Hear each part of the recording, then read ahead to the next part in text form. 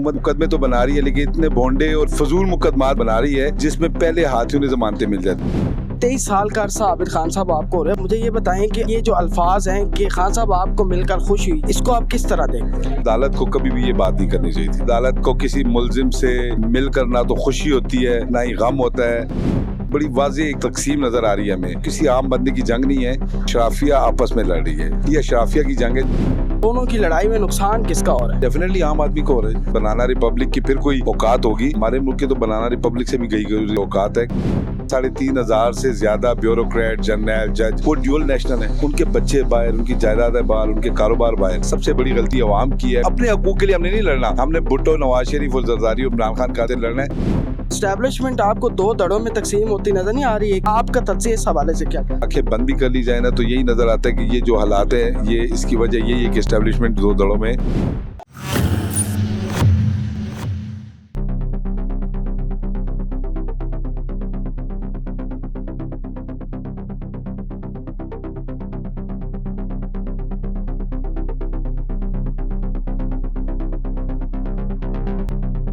अस्सलाम वालेकुम पाकिस्तान, मैं हूं आपका मेज़बान ज़ैन आसी और आप देख रहे हैं पॉइंट ऑफ व्यू पाकिस्तान। मैं इस वक्त लाहौर हाई कोर्ट में मौजूद हूं। हमारे साथ बड़े सीनियर रिपोर्टर हैं, जो कोर्ट रिपोर्टर जिनको कहा जाए, जिन्होंने सिर्फ कोर्ट पीठ को जो है वो टच करना होता है और इनके पास बड़ी अंदर की खबरें भी होती हैं क्योंकि ये सारा दिन कोर्ट में होते हैं। और हमारे साथ आबिद खान साहब मौजूद है, सीनियर रिपोर्टर हैं। उनसे बात करेंगे कि आज एक तो बुशरा बीबी को जो है वो बेल मिल गई है 23 मई तक। ऊपर से इमरान खान को इतना रिलीफ मिल रहा है अदालत की तरफ से। क्या अदालत की तरफ से इतना रिलीफ मिलना और दूसरी जमातें जो हैं वो ये शो कर रही हैं कि ये बाइसनेस है, इस तरह नहीं होना चाहिए, ये वही उसी तरह अदालत हुक्म जारी कर रही है जैसे 1979 में जो है भुट्टो की दफ़ा अदालती हुक्म जारी हुए थे। आप इसको किस तरह देखते हैं सारे केसेस? देखिए जी, वो एक बड़ी बात मशहूर है कि नकल के लिए अक्ल की ज़रूरत होती है। तो बात यह है कि इस हुकूमत ने मुकदमे तो बना रही है, लेकिन इतने भोंडे और इतने फजूल मुकदमात बना रही है जिसमें पहले हाथियों ने जमानतें मिल जाती हैं। इसमें अदलिया का ज़्यादा कसूर नहीं है। ज़्यादा कसूर मेरा ख्याल है राना सनाउल्लाह का और अताउल्लाह तारल साहब का है, जो ऐसे मुकदमात बना रहे हैं जिन मुकदमात का कोई सर पाँव नहीं होता। आपने कहीं इमरान खान को दफ़ा 144 में नामजद किया होता है, कहीं मुआवनत में किया होता है, कहीं कहा होता है कि इनकी इमा पर ये सब कुछ हुआ है, उसके कहीं कोई सबूत नहीं होते। तो जब आप इस किस्म के मुकदमात बनाएंगे तो उसके पास जमानतें मिलेंगी और अदलिया के पास और कोई चारा नहीं होता। एक बात तो ये। दूसरी आपने जो बात की कैन ड्यू फेयर मिली है, ये भी किसी हद तक ठीक है। जिस तरह हमने देखा कि मेरी याद में मेरे पहली दफ़ा है कि जो है वो किसी बंदे को रिमांड में से निकाल कर जो है वो रिहाई दी गई, जिस्मानी रिमांड पर थे इमरान खान। तो ये भी आपकी बात दुरुस्त है। अब यूँ तो जो सिचुएशन हमारे मुल्क में इस वक्त बनी हुई है, ये पहली बार है जब अशराफिया आपस में लड़ रही है।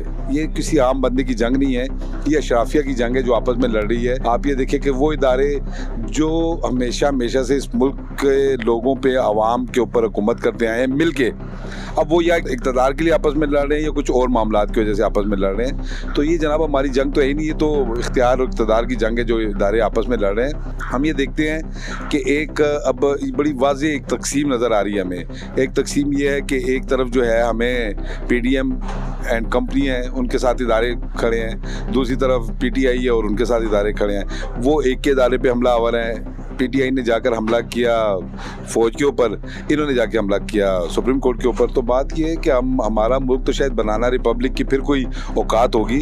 हमारे मुल्क की तो बनाना रिपब्लिक से भी गई औकात है कि किसी इदारे की कोई इज्जत, कोई तौकीर और कोई वैल्यू बाकी नहीं रही। आम आदमी तो 75-77 साल से रुल ही रहा है इदारों की, यानी कि अभी कोई इज्जत नहीं है। इन दोनों की लड़ाई में नुकसान किसका हो रहा है? नुकसान डेफिनेटली आम आदमी को हो रहा है। किनका नुकसान हो रहा है मुझे आप ये बताएं। आप अपनी लिस्ट उठा के देखें, 3,500 से ज़्यादा ब्यूरोक्रेट, जनरल, जज और जो हमारे अशराफिया से ताल्लुक़ रखने वाले लोग हैं वो ड्यूल नेशनल हैं। उनके बच्चे बाहर, उनकी जायदादें बाहर, उनके कारोबार बाहर। हमने तो जीना मरना यही है। हमारी औलाद, हमारे आबा अजदाद भी यही ज़िंदगी गुजार के मर गए, हमने भी यही मर जाना है, हमारी औलादों ने भी यही रहना और यही मर जाना है। तो आम आदमी का जो बुरा हशर इस दौर में हुए, अब आगे हुए साल 2 साल से, ऐसा तो कभी हमने तस्वर भी नहीं किया था। हम जब छोटे होते थे तो हमें बुजुर्ग कहते थे कि एक वक्त आएगा कि बंदा बंदे को खाएगा। आप यकीन माने आज देख के नजर आते कि वो वक्त आ गया है बंदा बंदे को खा रहा है। यानी आप ये देखें कि आम आदमी, हम बड़ी अफसोसनाक बातें हैं कि लोग अपनी बच्चे बेच रहे हैं रोटी के लिए,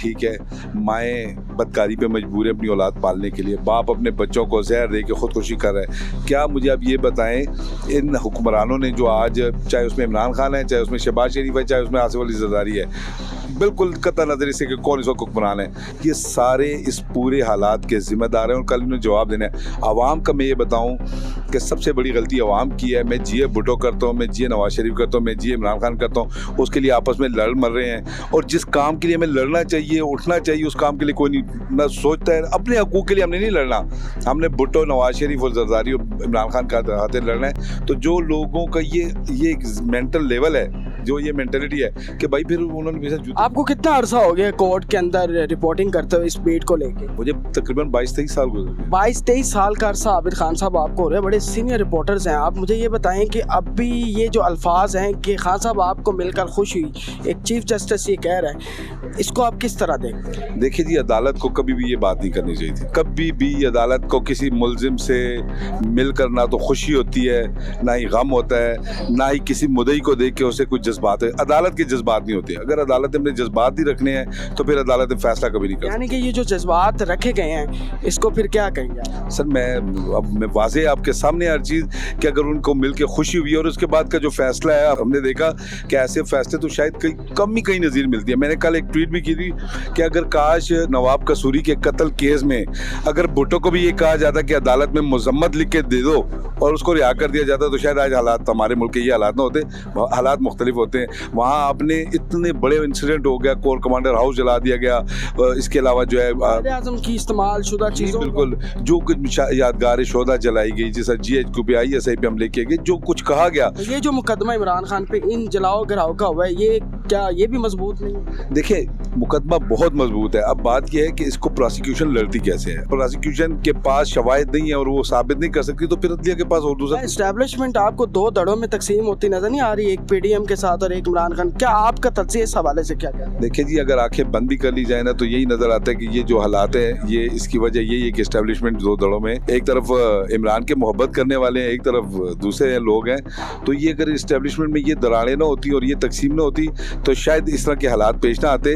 लेकिन चूंकि दरारें हैं, चूंकि आपस में तकसीम है, तो उस तकसीम ने फिर वो पोलराइजेशन जो है, आप ये देखें कि from the top to bottom तक आपको पोलराइजेशन नजर आती है। तो पोलराइजेशन की वजह से ये आपको ये हालात नजर आ रहे हैं। अदरवाइज इतना ज्यादा किसकी जरूरत है कि जाके कोर कमांडर हाउस और GHQ पे हमला कर रहे? और भाई किसी ने तो उसको धमकी दी हुई है ना कि आप जाओ हमला करो, हम आपके साथ हैं, और वही वो आप देख लें, किसी ने उसको हाथ नहीं लगाया। मैं उस दिन भी एक बात कर रहा था कि न जाने इमरान खान के पीछे कौन सी फोर्स है कि जो इतना कुछ करने के बावजूद एक शख्स आता है और पूरे निज़ाम के ऊपर अपनी टांग रख के बाहर आ जाता है और उसको कोई नहीं पूछता। तो जनाब बात ये है कि कुछ तो है, कुछ तो है। अच्छा, जो ये जजेस की ऑडियोस लीक हो रही हैं, उनकी फैमिली की ऑडियोस लीक हो रही हैं, अभी 700 माह की भी हुई है चीफ जस्टिस की, क्या समझते हैं किस तरफ क्या अदलिया के फैसले मुतनाज़ा नहीं? कल 14 मई थी, इलेक्शन नहीं हुआ, क्या सुप्रीम कोर्ट के इस फैसले को अगर वो नाअहल करार दे देते हैं, शहबाज शरीफ को फैसला ना तो इन्हें अदालत लगती है, क्या PDM मानेंगे इन फैसलों को?